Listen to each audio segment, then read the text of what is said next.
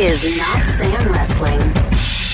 Introducing your host from New York, here is Sam Roberts.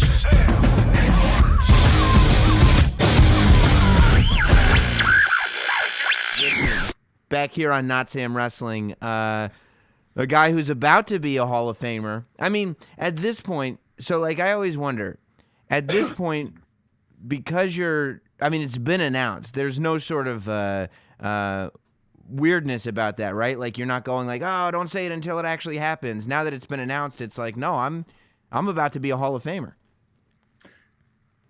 You sort of. I'm gonna lie, Sam. I've said this already in other interviews I've done, and that I kind of thought maybe one day, DX, NWO, all the things I've done, something like this would eventually happen. Just wasn't sure if I was ever gonna, be alive to see it.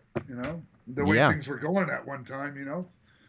So now like this comes, right? And now I'm just like, geez, let me just make it to WrestleMania. Let me just make it to WrestleMania. Okay.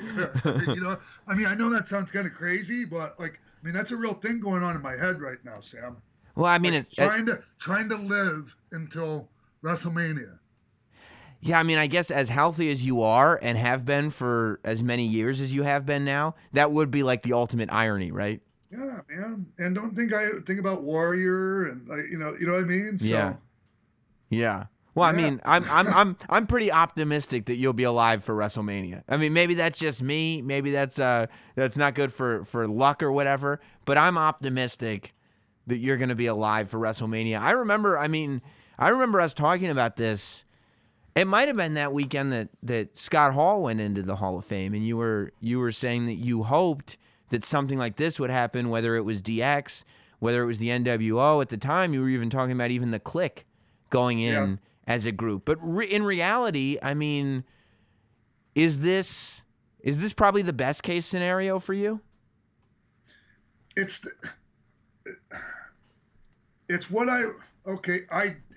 most ideal scenario for me. Mm-hmm. And for several reasons. Well, not several, a few.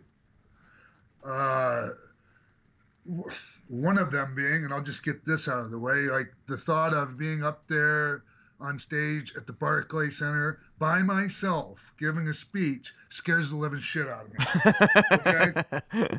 So I want all of my friends from DX to be right there with me as a big giant security blanket. So you're not sitting there going like, oh, I wish I had gone in by myself. You're like, you know what? I'm going to get my ring. I'm going to get my time to talk, but I'm going to have all my friends with me, so we'll be okay. In case I start shit in the bed, somebody could save me.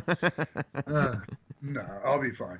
I just, and also, Sam, I think one Hall of Fame ring is sufficient.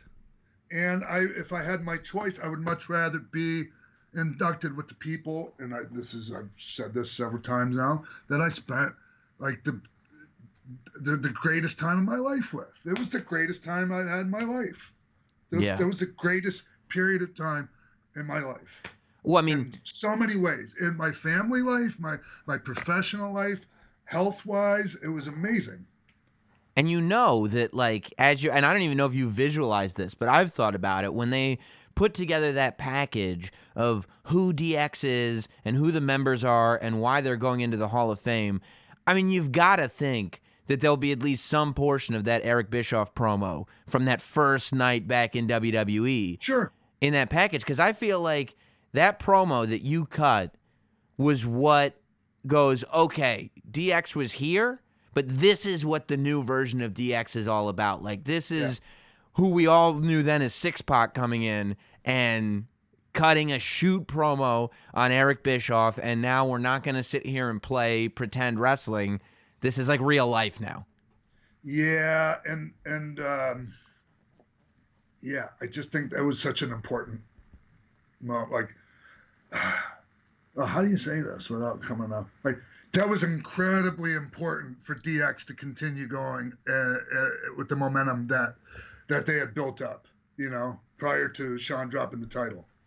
Was that scary for you to be, okay, Triple H is going to come out on Raw. He's going to say DX isn't going anywhere. And everybody's going like, well, what is Hunter Hearst Helmsley going to do without Shawn Michaels? And you're the guy he calls out. Because the Outlaws, I mean, were not immediately full-fledged members. And even on that night, I think it was at the end of the night, you guys jumped in the cage and everything with them. But in that moment, that first moment, the night after WrestleMania, when they said that DX is continuing, you were the only new addition. Yeah. Immediately. Was there any part of you that was like, oh my God, I got to go in and be the guy that goes, don't worry, we're going to be okay? No, not at all. I mean, as far as being accepted and getting a reaction, yeah, I was confident that the reaction when I came out of the curtain would be just fine. It was once Hunter handed the mic to me. I wasn't known as I'm the guy that rocks the mic. One of the best guys, I'm not one of the best promo guys. It wasn't my forte, right? Mm-hmm. So, it was like, okay, well, now what? And before I went out there, Vince specifically said to me, they're expecting something big. Go out there and give it to them. He didn't tell me what to give to them. No one told me what to say. No one had any idea what I was going to say. That's awesome. Including me, besides a few things, a few key bullet points. Uh-huh. And it was rough. Like, if you go back and you watch the whole thing, it was a little bit rugged, but it was real. Right. And people sense that. And by the way, that's that brass ring, right, that Vince McMahon always talks about. That's that moment that you have to be able to recognize. When Vince McMahon looks at you and goes, they're expecting something big, that's that moment where it's not like, oh, my God, I have to deliver because Vince wants it. It's Vince knowing that, look, this is the make or break moment for you here. Not because I say so, but because they say so. I'm giving you the opportunity to do something that's going to last forever. So go out there and make the most of it. Yeah. And, and it was just, that was such a crucial moment in my career. And, I'm just really grateful that in those clutch situations, I've always pulled it out of my ass, Yeah. Like, no pun intended with the ass thing, because, Yeah. Well, where we always end up going. Yeah. So, and there's been other times, like I was just, I don't know, you follow my Twitter sometimes, but, I tweeted out this clip of me getting chokeslammed by Scott when I was 1, 2, 3 kid, right? I was watching it where the ring had no give. It didn't give at all. Yeah, right? It was just ridiculous. Where was I even going with that? I don't know. You were talking about your moments and making. Oh yeah. Okay, so that moment, okay, first I got knocked out right there. Then a little bit later in that match, I'm supposed to dive off the top rope, flip on the Scott Razor on the floor, grab the money and haul ass. Well, that's when I slipped and fell, and I took a shit ate it on this concrete, head face first, knocked me out cold. So, and we were live. And that was so you were knocked out the first time when you hit the ring. Yeah. So you were knocked out twice in that match. Knocked out twice in the same match. Oh my God! And that was the $10,000 match. Yeah, and we had to go off the air with me getting the money and running out the door. And somehow we still managed to get that done. And it's moments like that where you got to either, my career would have taken a drastically different turn for the worse if I would have never gotten that money. Yeah, and I don't think people necessarily realize as much now as I remember watching back then as like a little kid that nobody that looked like you, there wasn't a spot for cruiserweights in the WWE. Like there had never been anybody that looked like you with the attention getting put on you that you were getting. There was no way that somebody that was your size was in a storyline with somebody that was as hot as Razor, that was and it was going to end Raw like that. That Raw was going to end on you guys, and that had 6 weeks of build and everything. It just had never happened before with somebody your size. Right. And more than my size, it was my look. Mm-hmm. Because, when I came back from Japan, I was about 210. And, that's not, technically, there were some guys there that weighed around the same size. It's just they had much more mature-looking physiques. Right. You know, I was still sporting a kind of a, you know, little baby fat and still look like a kid. Yeah, I guess that's interesting. Yeah, because I mean, you think back now and you're like, oh yeah, he was like, you know, this tiny little thing, but 210 doesn't even get you on 205 No, Live. people go like, oh, you were so small back then compared to now. Bullshit. Like, I'm 20 pounds heavier then. Maybe more. Yeah, I guess it was just the look of it all. There was something, just the way you carried it, and you were right. You're a kid. Like you were the kid, but you were a kid at the time. Mm-hmm. And I didn't know how to diet. I didn't, you know. Mm-hmm. So like, I mean, like I was bloaty, and you know, I had a little bit of a gut. And, But you could still flip.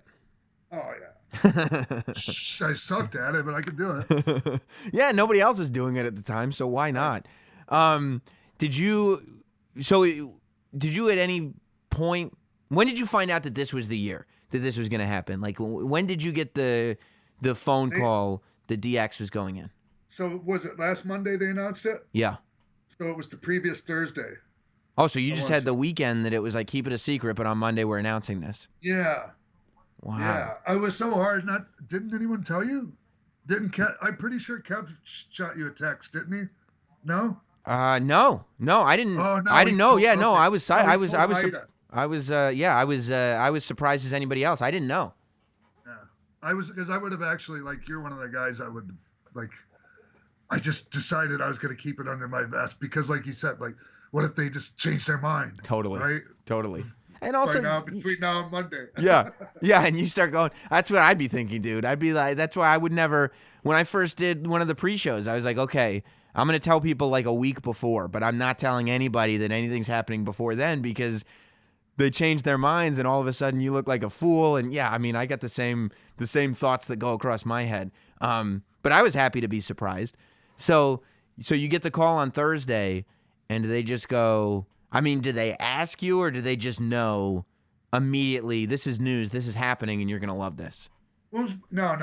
I was expecting a much different phone call, to be honest with you, Sam, because probably a couple weeks prior to that, mm-hmm. Carano hit me up about renewing my Legends deal. Mm-hmm. And I was like, I don't know. Really? Yeah. And so I said some things, you know, that I was at particular, you know, there were some things that didn't go that well for me in it. Not gonna lie. So you were a little critical about it. Yeah. Yeah. And so I thought we were going to continue the conversation, like finally a couple weeks later. And so when Carano was like, hey, can you talk?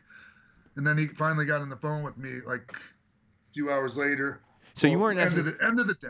You weren't even looking forward to this conversation because you were like, oh, I don't want to deal with this. It didn't go well last time. You know, I haven't changed my mind. Yeah, not really. So, but still, you know, I mean, anytime they want to have a conversation, I want to talk. Right? Sure, like, of course. Especially like as busy as they are, like if someone's actually has phone time for you. Oh my God. Because I don't have phone time for anyone. Yeah. You know. So, anyways, he called me and he's like, yeah, I just talked to Paul and, you know, WrestleMania is going to be, you know, I forget, or he said WrestleMania is going to be pretty interesting this year because I don't think it was interesting. I'm paraphrasing. I can't remember the exact word, but he was like, you're going into the Hall of Fame. Wow. I was like speechless, Sam. Yeah.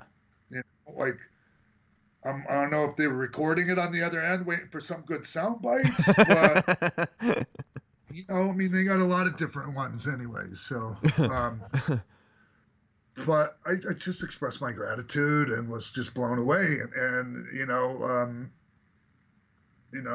still am, Sam. Of course, I'm blown away by all of this. It's incredible. So they go, you're going into the Hall of Fame, and then do they say, like, and you're going in with DX, we're doing a whole thing? Oh, for sure. Yes. And then it was like everything, you're going in, and it was the emphasis that, you know, Carano put on it was, and Chyna's going in with you. Oh, that's great. That's what I was going to ask, because obviously Yes. that's going to be in your head and in everybody's heads. It just like to me, it wasn't going to happen otherwise. Yeah, so that's what I was thinking. What would you have said if they were like, look, we're putting you in the Hall of Fame, we're putting DX in the Hall of Fame. It's going to be you, Hunter, Sean, and the Outlaws, and we're not going to do it. Just like, you know what, like to speculate on something like that they wouldn't have done anyways. Right. Like I'm not even going to go there. Yeah. Because it was never going to be suggested if we were going in that we were going in without her. She was such a huge part of that. Yeah. As important as anything. Absolutely. I mean, it created the whole aesthetic originally Exactly. it created the aesthetic of the group, and then, I mean, talk about adding that element of attitude into it as the group evolved and as Chyna evolved as a performer. Like, I mean, I think that was crucial. You look at what Chyna was when DX first started as this kind of just silent bodyguard. And I have to give the most credit to Stone Cold Steve Austin, because he was the first big star that told Chyna, hit me with a flipper. And when she did, he went down and sold the fuck out of it. Sam.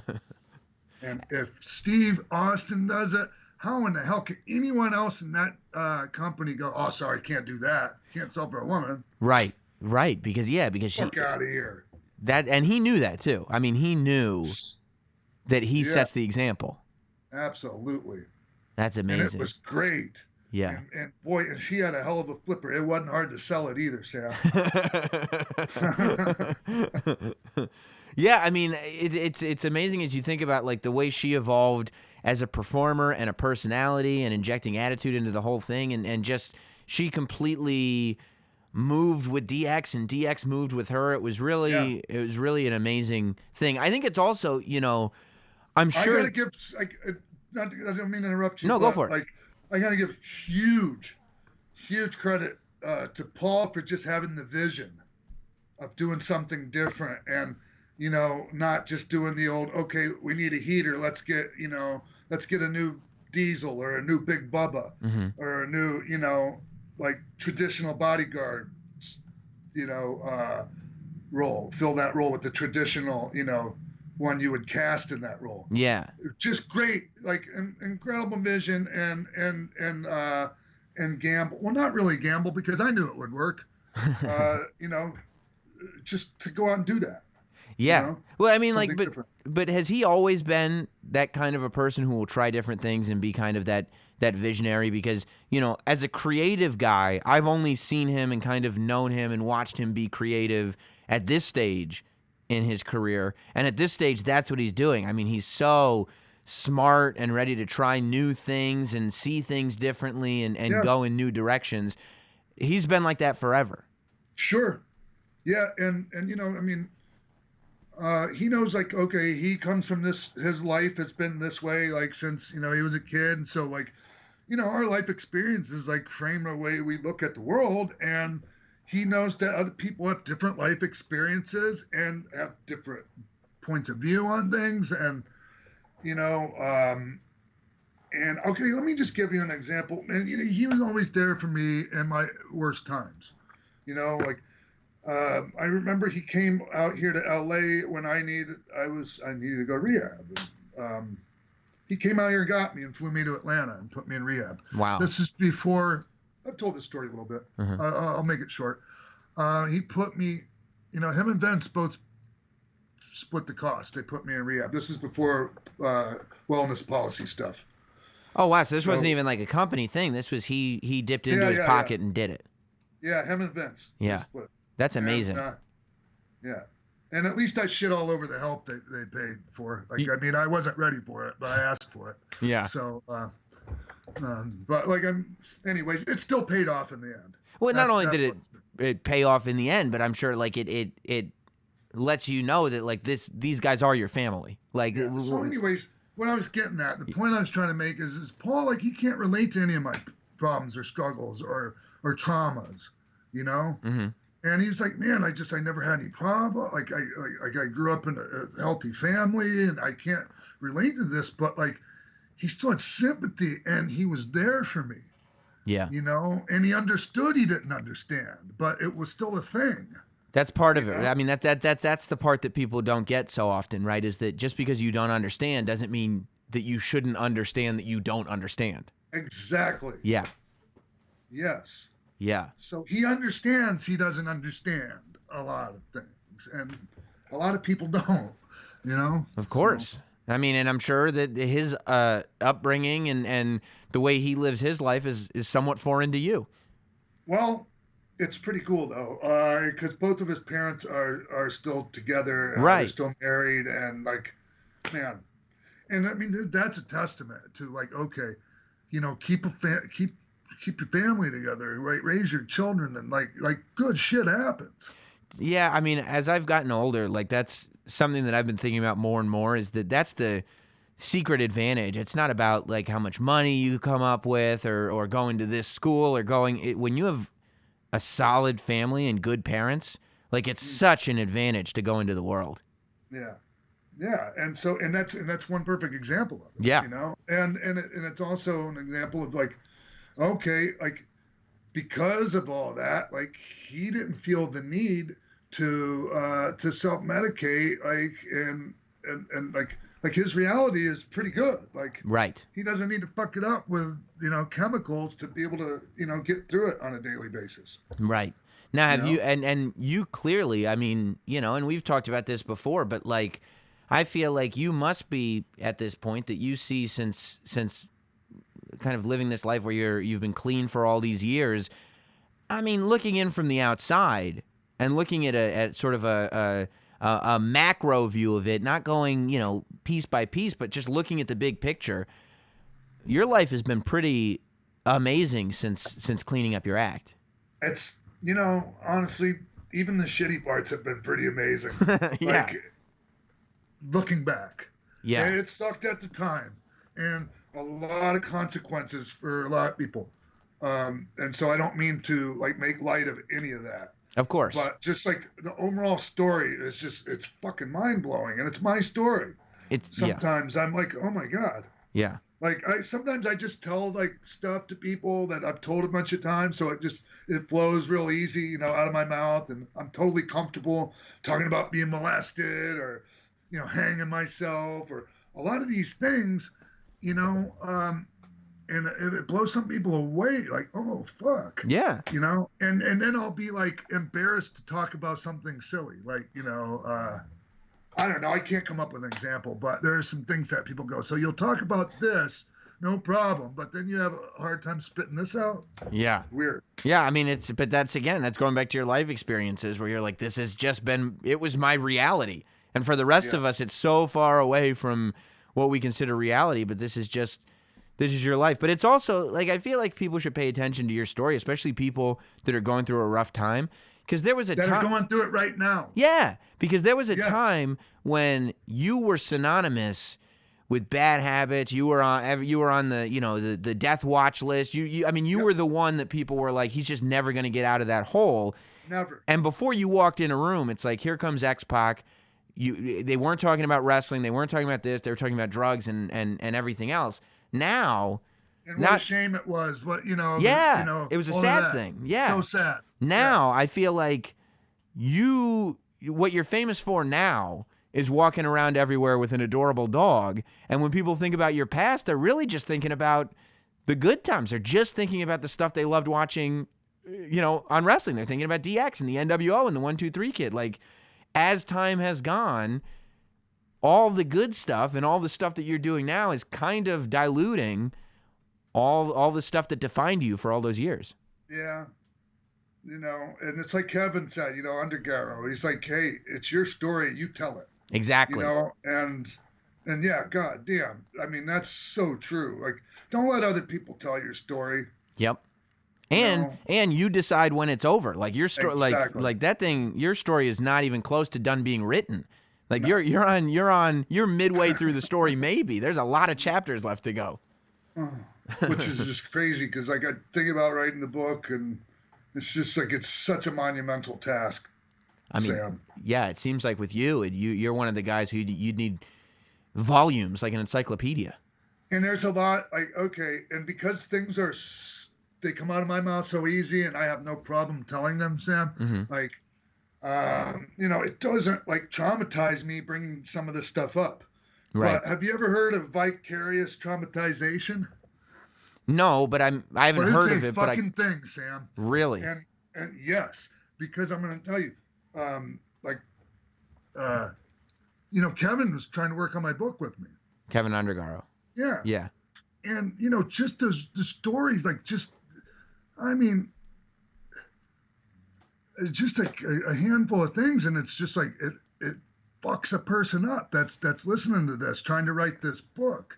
He called me and he was talking at one point. This, it was probably several months ago, whenever it was that he was working on it, and he was like, I need an escape. I've been talking to Sean about his stories for his book, and it's really dark. It's really put me in this spot. Like, you're right. I mean, and I didn't know what the clinical name for it was, but I'm sure it's a thing.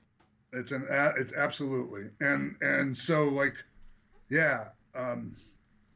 it's just a lot, maybe need more than one person to help me with that book. yeah. Just have people take over sections so nobody has to deal with the whole thing. Tag in. Have you thought about that more now that you're like going into the Hall of Fame? It does put you on a different level of whatever, of personality, of superstar, of WWE, there's a place in the book to go, okay, this is where I was and now I'm here. Exactly. Have you thought about the fact that like a book or something like that is kind of the natural jump off point of going into the Hall of Fame? Because the last one of those moments I really felt like I had with the company was us doing that WrestleMania thing with Hunter and Sting. Yep.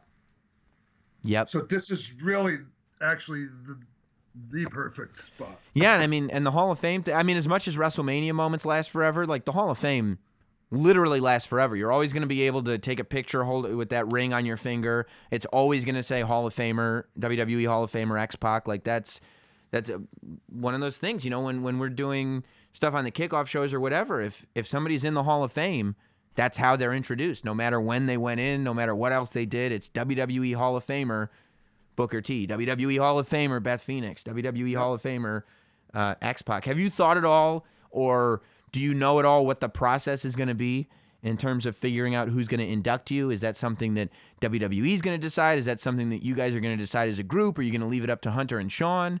Do you have any preferences? Well,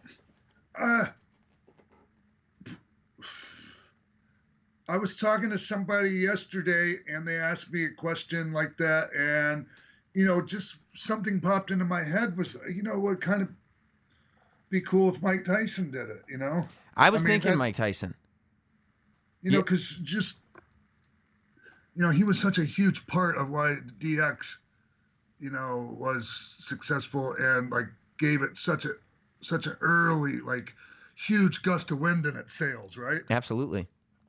Absolutely. And plus, he's just a great guy. I think, and he did a great job when he accepted his Hall of Fame induction at Madison Square Garden. Yeah, he did.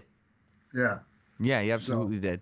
I thought about that. Yeah, I think Mike Tyson is a good one. And then the other one that I came up with, the only other one, because some people have said Hall and Nash, which I think would work, but it was more like they would relate in the sense that their friends were living parallel lives from them.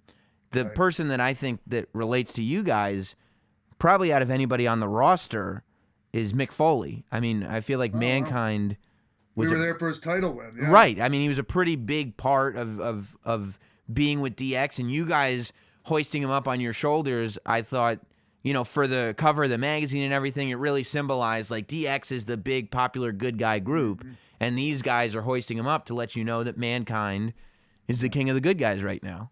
Yeah. See, the thing is some things were explained to me when we went over when Carano, told me the news, when he broke the news to me. He told me some things are going to change about the ceremony. Obviously there were some things that were problems, pretty much all the Hall of Fames, but especially last year. Yeah, last year... Guys just, taking their sweet time. you know. And it became an issue because when poor Goldberg and Mark Henry go up, Yeah. people are clearing out, and I mean, you know, the pictures are out there. The aerial shot. I remember because I stayed through the whole ceremony for everybody's speeches, and it was one of those things where very few people did, just because guys went for so long and it lasted for so long, and unfortunately, you know, those aerial shots, because all the WWE personnel are sitting on the floor, you've got most of the floor empty, while guys like Goldberg and Mark Henry are. It was just so sad. Yeah. It was so selfish. Yeah. So selfish. You know, it's one thing where, you know, the Dudleys and they had a pretty long segment there, but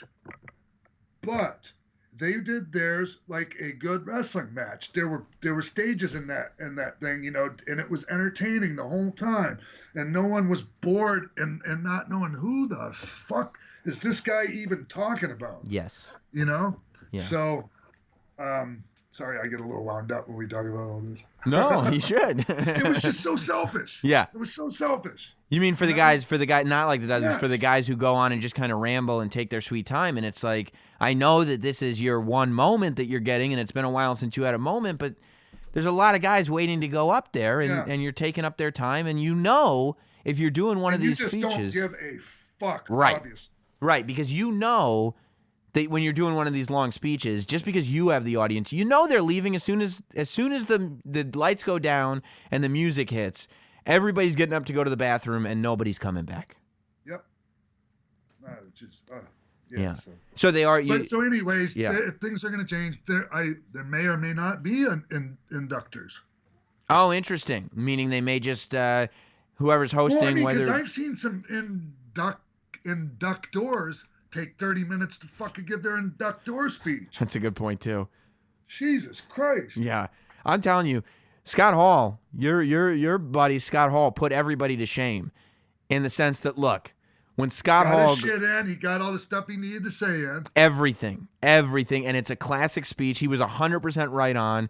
It was a classic speech. Everybody was waiting for it. Not only was it Razor Ramon, one of the biggest guys ever, it was Scott Hall, one of the biggest guys in WCW, and it was one of the greatest stories of, like we were just talking about with you, you know, going from something so dark to something so good. It was like you could have gone out there and just sucked all the time out of the room if you wanted to. But he went out there, he got his shit in, it took him 20 seconds, and he was out the door, and it was like, yeah, that's how you make an impact. Yeah, it was great. Yeah. And you know, I want to mention real quick how like the other really cool thing, like coolest thing about this is to me is Road Dogg's. Road Dogg, you know, he inducted his father into the Hall of Fame, and now his father's going to be able to see him inducted. It's amazing. And that's fucking huge to me because I just love that whole family so much. And Road Dogg's another one that, like, his story is unbelievable. And you talk about good things happening to a good guy. Like, it's just it's so cool. That's kind of the story of a lot of you guys in DX. Like, it's really, I mean, the story of the group is amazing, but then individually. And when you look at that, honestly, you could absolutely say X-Pac, 1, 2, 3 Kid, 6-Pac, like there's no doubt about it. You could go into the Hall of Fame by yourself. I think, you know, you want to be humble, but I think you know that. The Outlaws could go into the Hall of Fame by themselves. Chyna could go into the Hall of Fame by herself. I think Hunter eventually, it'll be, you know, he should go into the Hall of Fame by himself. Like I don't think that's going to happen. You don't think he'll ever put himself in? Nope. The same way Vince will never go in? Exactly. Yeah. Yeah. I mean, it's probably, but you know what I'm saying. Like everybody in that group could go in individually. You don't need to go in as a group, but the fact that you are going in as a group is, I think, actually adds to everything. It does. And, yeah, I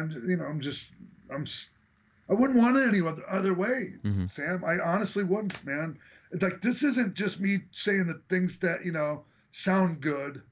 You know, right. That's real nice of him being humble. Like, this is legit, exactly how I feel. Like, people that know me know I don't bullshit like that. Like, I don't just say, you know, because like people, like I just said something about this yesterday. People are going, well, what about this person? They were with DX.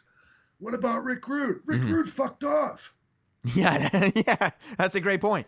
Yeah. Yeah. He fucked off like on bad terms and was like, fuck these guys. Yeah. So I don't understand that one.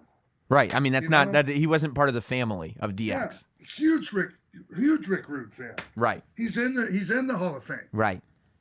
Right. 100%. Yeah. Yeah. He doesn't fit. He never fit with DX in the first place. Yeah, it was always a weird thing, especially you had Chyna. You don't need Rick Rude. Because he wasn't going to do anything. Right. Because he couldn't, because he was collecting a Lloyd's of London insurance policy. They were just giving him something to do. And honestly, when you think... And he wasn't even, sorry. No, Sam, go ahead. Like he wasn't even on the same page as them. Like all that shoot promo, like shooting, you know, like real life issue stuff. Like he was like, that was all totally foreign to him. He's like, what? You know, like I heard all about it. Like, so it was like, you know, he was kind of like definitely not a DX guy. Yeah. But he was a DX. Yeah. Does that make sense? Totally. It makes 100% sense. And when you look at it, like, really, out of, you know, you, Outlaws, Chyna, Shawn, Hunter, when you think back, like, those are the times that people love. Not to say that people didn't love when you guys weren't in DX, but you think back and you go, X-Pac, I remember him in DX. Hunter, I remember him in DX. Shawn, I remember him in DX. When you think back on Rick Rude, you think of 80s, WWF. Yep. What I like right now is For All You. That's Rick Rude in his prime. Out of shape. Insert the name of the town. Yeah. And that's the Rick Rude that went into the Hall of Fame. That's the one that should have gone into the Hall of Fame. Yeah, I think so too. You know, Tori, who was my valet / manager, you know, for the heel run, and you know, was it 01? I think that was. Yeah. But like, she was great, and definitely going to be thanked and mentioned. Yeah. You know, up there by me for sure. Mm-hmm. So. How long do you think you're gonna, like, in your head? There's what, 5 of you up there. Well, there's Shawn and Hunter and the Outlaws and you, and then maybe somebody representing Chyna. There's 5 or 6 of you guys up there. How long do you realistically think that you as an individual are going to go? No more than 5 minutes. Right. And it's one of those things, like, get it in, go on. You get one more chance to make an impact. Yeah. I could get a TV match done in less than 5 minutes. I can get a goddamn Hall of Fame and acceptance speech done in under 5. Hey, what do you think? And we're going to talk about it this week on the podcast. But what do you think of what's going on with the roster in WWE right now? Because they are, I mean, more so, I feel like, than any year, as they're going into WrestleMania right now. I feel like they're just going, you know what? We're not going to commit to who the biggest star in the company is. I mean, you look at it like just in 3 weeks, they've elevated Kofi Kingston. They've brought in Aleister Black, Gargano, Ciampa, Ricochet. They've brought back Kevin Owens. Roman Reigns is coming back. Batista's coming in. Like, all this stuff, plus everybody that's already been on the roster this entire time. Yeah. I don't think for Kofi elevated himself more than anything. Mm-hmm. I mean, they gave him the opportunity. Yeah. But, you know, I really think that it was just, you know, he capitalized on a sad, unfortunate situation with Mustafa, you know, being hurt. And, you know, like, Kofi wasn't figured in that until, like, Mustafa got hurt. But they are capitalized on it, and good for him. And they're going with it. Right? Yes. There have been times in WWE where even if you capitalize it, they just don't go with it. Like this, like they're in a phase right now where they're going with it. And the funny part about that to me is, like, I mean, yeah, you go with it, but you still have to pretend like you're not going with it on TV to get heat. Of course. And to give the babyface some obstacles to overcome. Right. But, you know, you got people already going, oh, Kofi got screwed. Like, this is bullshit. But it's kind of, like, you know, it's part of the show, you guys. But it's kind of great, though, because they're finally figuring out a system of good guys and bad guys where they're actually getting people to cheer for good guys and boo bad guys and get upset when bad things happen. Like, Charlotte is getting booed on the internet, on YouTube. Her views are getting disliked on Twitter. She's getting trashed, and Thank you for bringing that up. Yeah, because Charlotte is the perfect example I want to make here. Like, online like the internet wrestling community online, like outrage is the new heat. Yeah. Is the new heel. Is the new booze. Yeah. You know what I mean? Yes. It's yes. So it's all working perfectly according to plan. I agree 100%. They just don't know they're being. They just don't know that that's what they're doing. Yeah. I mean, that's their new way of booing, guys. It's amazing, and I feel like it took years to really wrap the head around how social media impacts wrestling and blah blah blah. But they're really starting to get a hold on the fact that. So you understand what I'm saying by this, right? Yeah, 100%. I mean, that's the way That's the way. Some people are going, "Oh, what do you mean it's the new like booing?" No, I mean you're going and saying like, you guys that have been too smart you're getting. You're getting worked. Yes, 100%. They're getting people on Twitter to not like the bad guys and to like the good guys. Like that's been the mission. You're reacting according to plan. 100%. You're supposed to be upset. You should be sending nasty tweets about what's going on with Charlotte, right? You should be pissed off that Kofi Kingston is getting screwed. That is not right. And it's not right. And it's like, yeah, that's the way it's supposed to be done. It's really cool, I think. Like it makes me excited when I see people going like, yeah, you're booing the right things and cheering the right things. And I'm with you. When I say booing, I don't just mean in the arena. I mean on Twitter and on Instagram and on all the same, man. Yeah. And yeah, that's the new cheer and boo is clicking the thumbs down on YouTube. When the statistic came out and it said Charlotte just beat Roman Reigns for having the most disliked YouTube video on WWE's YouTube page. And this was like an old Roman Reigns video, not anything that he's doing now. But like, I was like, this is exactly what should be happening. The bad guys should be getting the dislikes. And that's what's happening. It's great. But what do you think of all the new faces showing up now? From NXT? Yeah. Oh, I like it a lot. Yeah. It was a head scratcher how they were introduced the other week though. Like, and unfortunately, the first night was in Lafayette. Oh my God! And, yeah. Oh my God, they were the shits. Yeah.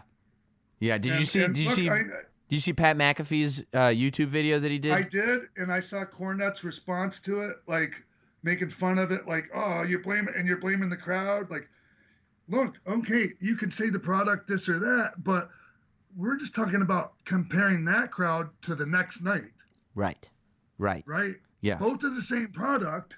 Right. Same company, and that's all. It was just saying, relative to everything going on, they were the fucking shits. Yeah. Yeah, because the shows weren't that drastically different between Monday and Tuesday. And I'm going to tell you, and I like it. And I think that it's going to like light a fire under certain people's asses. And because immediately, like after seeing Aleister Black, Ricochet, who else is out there? Gargano and Ciampa? Yeah, Gargano, Ciampa, all that. Like all the other matches, like the in-ring style looked really antiquated. Yeah. It was like they were still relying on old ways and old routines of doing things. And then you're watching like Aleister and different guys, like all these innovative ways of going into the ropes and just all these cool things that make everything stick out, even the small things. Yeah. Yeah, my theory. It's not just new moves and fancy moves. It's new ways of going in and out of things. Yeah. I mean, just the way, for me, Aleister Black, the way he just moves in the ring and the way he tells his stories and the way he makes you understand the character while the match is happening.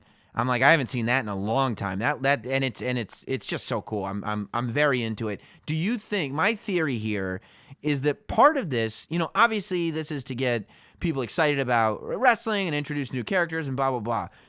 But I really think that part of this is just like when any other company starts hiring new people to shake things up. I mean, I really think that behind the scenes, part of this is probably Vince McMahon and whoever else. It's Triple H. I don't know. No one's entitled to a spot. Right, making it so that the people who have been there for a while maybe are a little less comfortable, maybe not thinking to themselves, well, this is my spot and I'm in the spot now. Like, let's let's start shaking things up and giving out a lot of opportunities to a lot of people and see who rises to the top. Yeah. So there's been some people in the industry that said there's no place for tenure in the wrestling industry. I totally disagree with that. No, I partly disagree with that.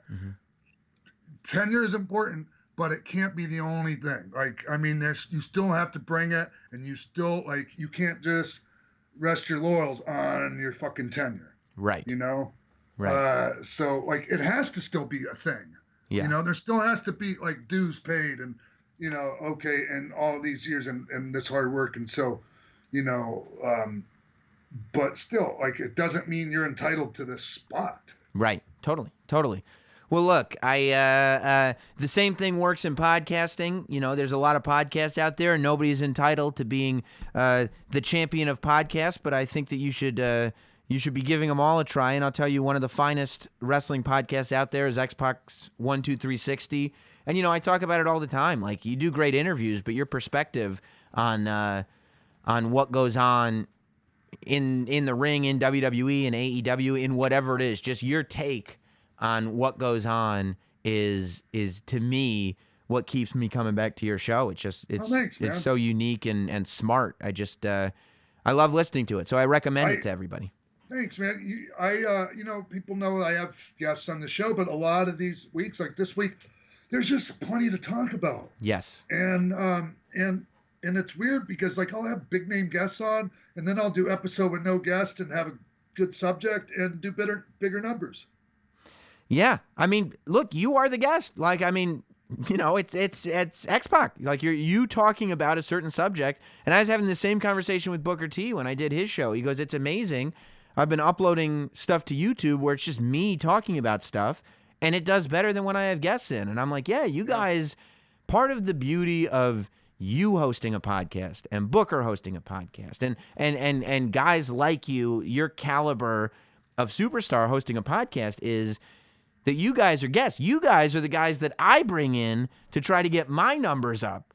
You know what I mean? Like, yeah. You're good to get your own numbers up on your own. It's that's the beauty, and that's where the tenure comes in. If you can come up with something that's interesting to people, you know, you have enough tenure that your take is worth people tuning in for, whether you have a guest or not. Yeah. So about that tenure thing again, like, I think that, okay, how that tenure, like, so, like, just a place in the company, like, tenure should, you know, give you, but, you know, not always a certain spot on the card. Totally. Well, thanks, man. I always appreciate you making time for me, and congratulations. I texted you congratulations, but I wanted to have a full-fledged conversation with you about this. I'm so excited. You know, I don't know if we've ever talked about it or not, but X-Pac did a very nice thing for me. WrestleMania 30 in New Orleans, before I was, you know, anywhere near WWE or anything, the first time that I got to actually be close and stay in the same hotel as the WWE talent and hang out in the friends and family box at WrestleMania and all this stuff was because you invited me down to WrestleMania 30. They were trying not to give you a spot there either. I'd like to kind of go off a little bit. I mean, I'm not going to lie about that. Like, yeah, I was like, no. Anyway, you know, here's the thing. Like, and I'm not like, Sam, I recognize greatness in you from the first time you interviewed me, and I'm not like you could sit there. I see you kind of going, "Oh, gee, shucks," but and on top of it, I'm really grateful for your friendship, and I always and you're just an amazing human being on top of everything. So I'm grateful for your friendship, Sam, and so yeah. Thanks, you're a good man, and I can't wait to just be around and celebrate this with you, man. I'm really excited for it. Cool. All right. Thanks, man. Thank you.